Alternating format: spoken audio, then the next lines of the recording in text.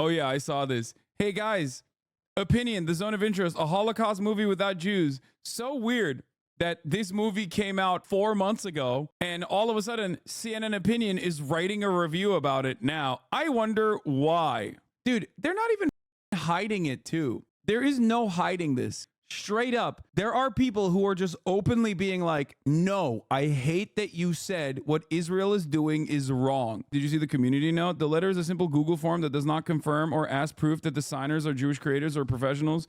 One of the signers listed by Variety is a SAG-AFTRA member named Riverdo the Sea. River to the Sea. Oh, dude, that's awesome. Variety is so stupid for this. I love that they fucking used a Google Doc as a source. Response to that. Starship Troopers, a patriotic movie without question. Read more from Peter Rutland here. Anyway, Variety is not stupid. They're a trade publication owned by Penske. This is all intentional. No, they're stupid for like doing propaganda that is not even that good. That's why they're stupid. But I'm telling you, the more Israel's actions become impossible to defend to a broader public that sees what's going on and recognizes it exactly on certain terms, the more the ultra-Zionists are turning into barbs. It's the same barb principle that Anthony Fantano talked about, or when he talked about Kanye West. It's like the fandom leaves, it dissipates, and the only people that are the loudest, most outspoken defenders at that point are the most insane. And that is where we are with Israel. Israel stands now that are going to be outspoken and like defend Israel are the most insane, the most unhinged people. Like all you have left is going to be people that literally write a very obvious review of a movie 5 months after, because Jonathan Glazer, as a Jewish director who wrote a Holocaust movie, who directed a Holocaust movie, who won an award for, won an Oscar for a Holocaust movie that Steven Spielberg declared to be the best Holocaust film since his own Schindler's List. Now he's not Jewish enough, or now he's not a real Jew. Now he's actually a piece of shit for saying that like what Israel is doing is actually quite analogous. It's really stupid. It's really crazy. Look, all I'm saying is I want to see Jews in a movie about the Holocaust. Can't believe that's what this article is going for. Yeah, the entire point, first of all, as far as I understand, there are some references, or there are some instances where they show Jewish people in the movie, but that's not the point. The point of the movie is to literally not show the classic that you've seen a million times over. This is, as far as I understand, God, I need to watch it so bad. But like the whole point of the movie is to not directly show you what is going on and instead show you how normal people, seemingly normal people, will turn a blind eye or sometimes directly support exactly what the is going on. You know what the is going on. Watch Schindler's List or Boy in the Striped Pajamas if you want a Jewish perspective. That's not what this movie's about. Yeah, and it's not just about showing what happened. It's showing how it could happen. Thank you. Exactly. Like, that's the whole point. In the critique, they literally say it's weird that the father fishes up a piece of jaw downstream of the camp. I had to do research on that. Yeah. One of the most radical elements of Zone of Interest is its anti-plot. The Husses think they have substantive concerns. Can Hedwig impress her mom? Will they have to move? But to us, nothing matters more than what we know is going on across the wall. We know there's going to be resistance. We even see it, but we're never given the reprieve of a competing point of view. Only the literal photo negative of our protagonist's experience. It's basically not understanding the plot and refusing to understand the plot because you're a reactionary. You're a goddamn bigot. No subtext for me. I have a baby brain. I don't like that I don't like that you made this movie. Except here's the reality. It's not even about the movie. It's not even about the movie. It's about what he said after. And in many ways, what he said after perfectly fits within the confines of the movie. The movie is literally about like how normal human beings, seemingly normal human beings, can like overlook such severe evil, which he talked about in his mother acceptance speech. And now people are trying to bury him. And I guess like, you know, I don't know. Like if I was in this situation, like I would just do my very best to shut the up and be like, oh no, those are the other guys. I actually differentiate from them. I hate Netanyahu. I think Israel maybe has gone too far, and let's return to normalcy and have an apartheid state that we can, defend in the Western world. But like, instead of doing that, these motherfuckers have gone crazy. They're like, fuck you. You're going to see the apartheid. You're going to like it. We're going to do genocide. You're going to say that you like that genocide. Shut the fuck up. Shut the fuck up. Shut the fuck up. You're like losing your mind. What the fuck are you doing? At least have the shame and decency to take a breather and shut the fuck up and let the professional propagandists and the liberal Zionists in the United States of America do the whitewashing for you. No, you got to jump the gun. It is crazy. No humility whatsoever, just pure arrogance. And that pure arrogance has not stopped since October 8th. It's crazy. It is so, like, I've literally said this. I've never been, in all of the 10 years that I have covered global conflicts, that have covered socialism, capitalism, all the comings and goings in American politics, I've never been more vindicated than everything I said on October 8th coming directly to the forefront over the course of a couple months. It's insane. I told you, it's this arrogance, it's this hubris and this arrogance and the racism that allowed October 7 to happen. And it's that very same arrogant, racist hubris that they're still running with 5 months later, 168 plus days at this point of death and destruction. 75 years of occupation aside, there's a long history of fascination with the aesthetics of the Third Reich, as in the films of Leni Riefenstahl. Back in 1975, Susan Sontag wrote a perspective essay condemning the fetishization of Nazi paraphernalia. The zone of interest will certainly appeal to those who admire the aesthetics of Nazism, the striking uniforms, the distinctive fasci, haircuts, the nice animals. It will also appeal to people who like gardening, but viewers who want insights in the tragic history of the Holocaust should look elsewhere. At this point, you are straight up so butthurt that you are looking at mostly things that people who care about this sort of thing have already decided was good and shitting on it. So all you're doing is negatively polarizing people against you. And I can't for the life of me understand this. There are better ways of trying to do propaganda.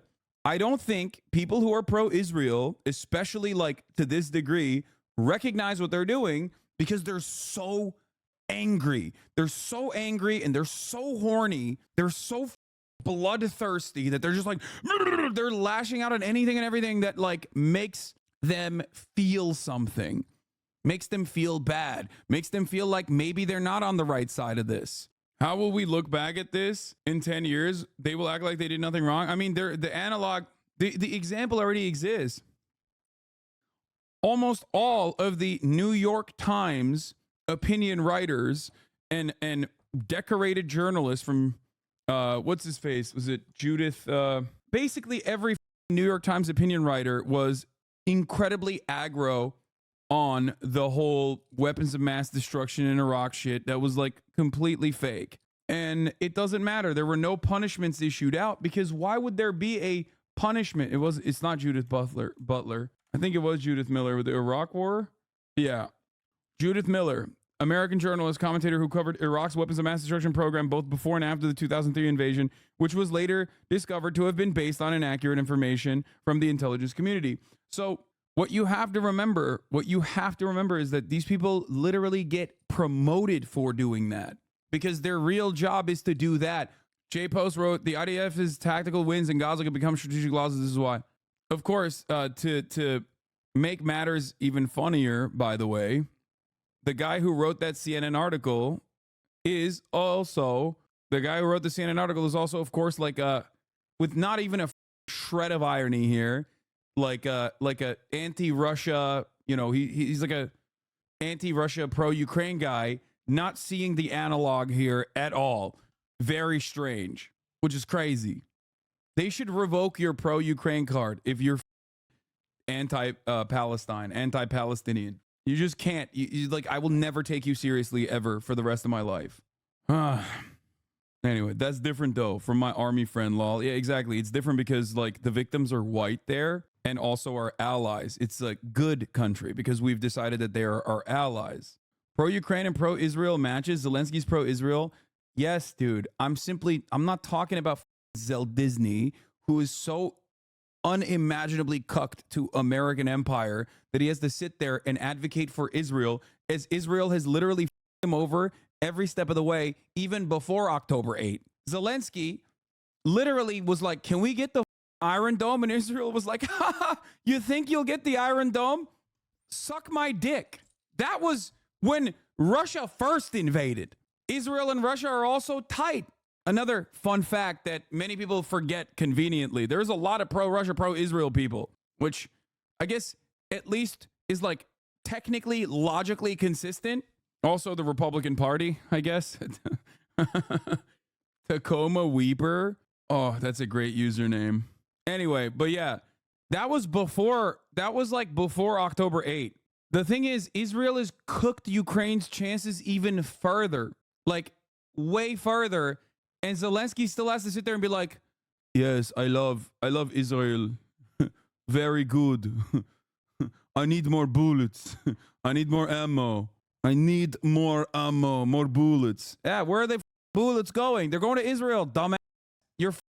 And he still has to sit there and be like, no, it's actually so chill that Israel is doing an ethnic cleansing campaign on the Gazan population, so that all of the dumb bombs that we desperately need in Ukraine to defend ourselves against the Russian invasion, well, it's GG's, I guess. Fraudulent, complete fraudulent nonsense. Russia's always been pro-Israel from the pogroms of Stalin and the Soviets supporting Zionism and the creation of Israel. Yes, you're right that the USSR has always been very, I may say, pogroms. USSR is pro-Israel, was pro-Israel, and Russia has also been very pro-Israel. Israel has a shit ton of Russian Jews that literally came either from the USSR or from Russia directly.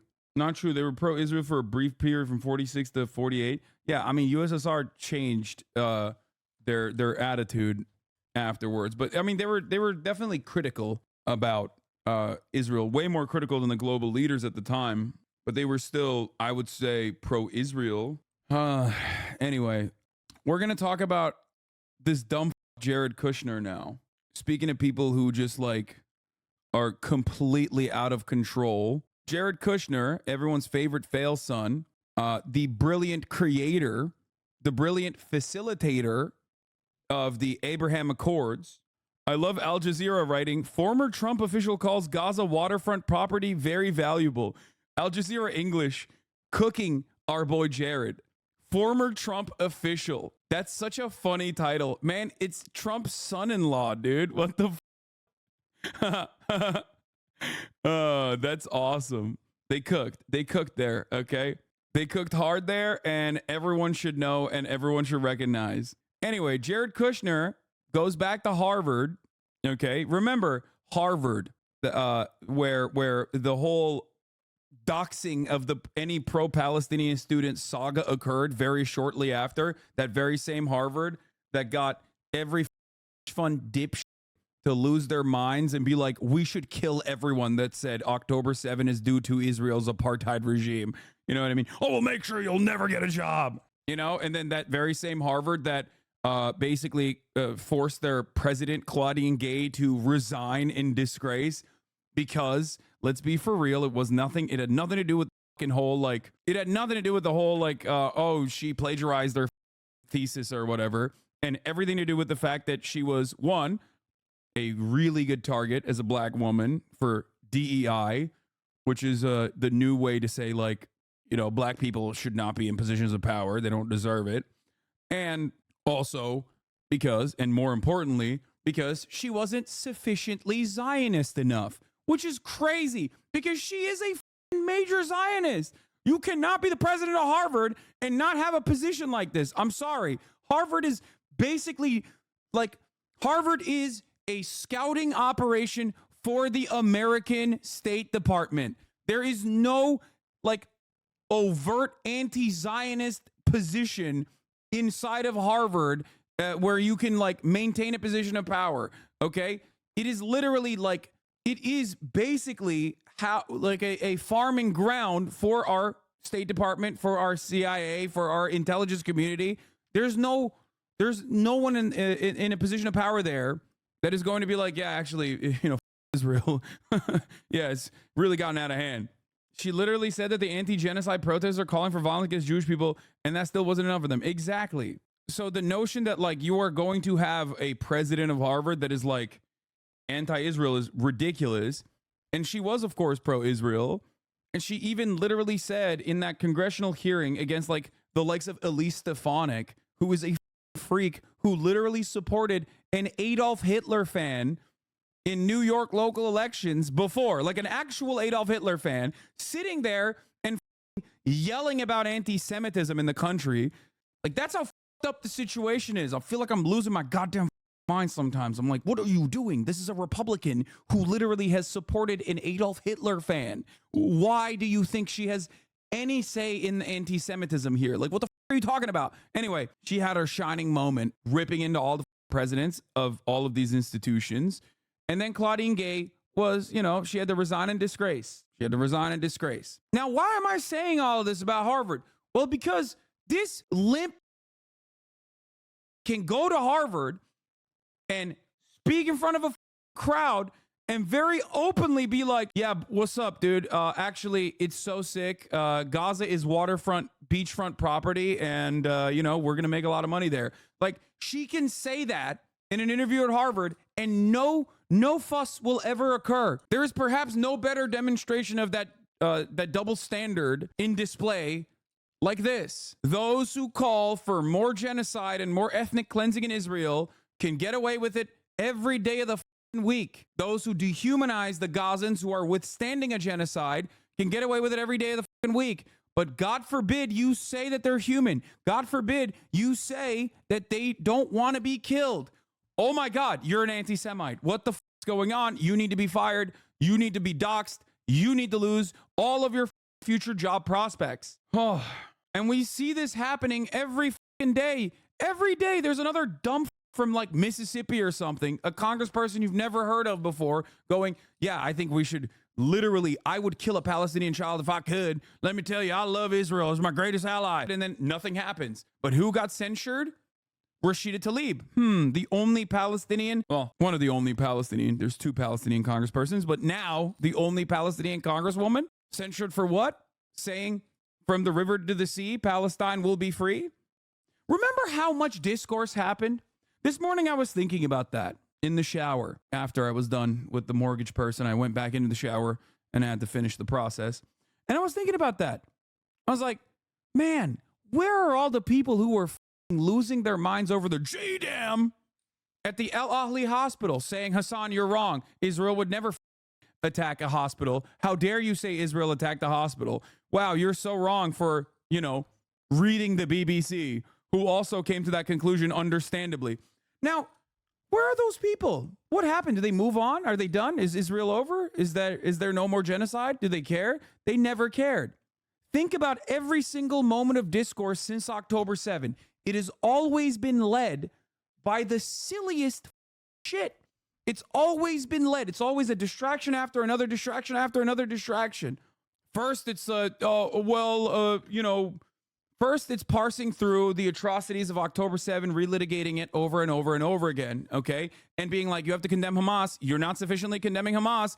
I'm not hearing you. I'm not hearing enough condemnations for Hamas. I'm not hearing this at all. How dare you talk about how dare you talk about the broader picture of the Israeli apartheid? Don't do it. Then it was a litany of fake shit that Israel constantly presented as it increased its bloodthirsty endeavor in Gaza, right? And every step of the way, you're like, well, this is fake. And you're like, whoa, dude, you're saying Jews lie, anti-Semitism much? It's like, no, I'm not saying Jews lie. I'm saying Israel is lying currently. Then you have El Ahli, which is a hospital that Israel actually shelled with artillery. For weeks, we talked about how the El Ahli hospital wasn't blown up by Israel. Duh, dude. It was definitely Palestinian Islamic Jihad. Duh. Why? Israel said so. You're going to believe?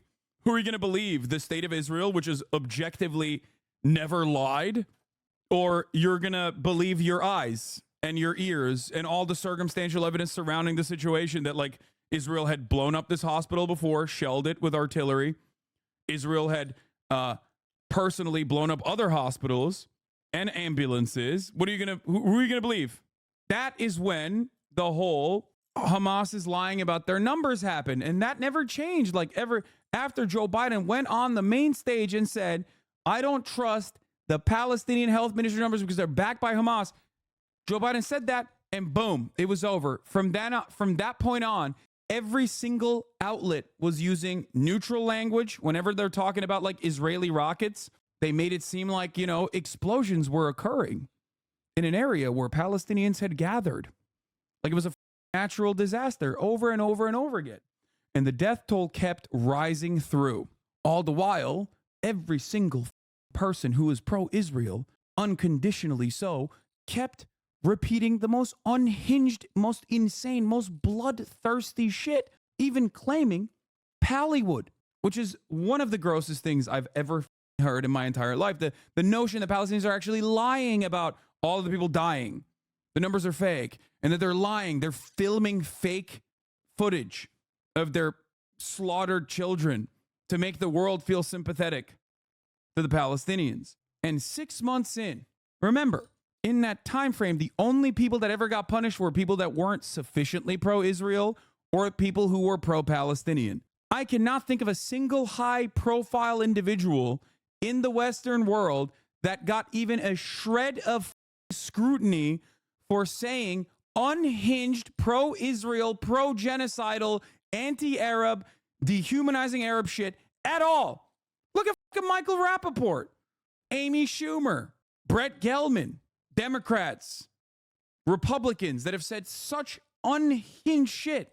Did a single one of them get punished? Did Brian Mast get punished? No. And here we are, tens of thousands of murdered women and children and civilians across the board, and you still got dumb like Jared Kushner not even feeling a sense of shame. In Syria, when there's refugees, Turkey took them, Europe took them, Jordan took them. For whatever reason, here in Gaza, there's refugees from the fighting, from an offensive attack that was staged from Gaza. Israel's going in to do, a long-term deterrence mission.